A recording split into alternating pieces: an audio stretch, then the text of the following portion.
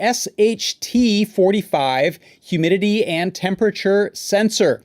See here, I've got humidity and the temperature in Celsius and Fahrenheit, as well as a little feed of that and a graph of just the humidity.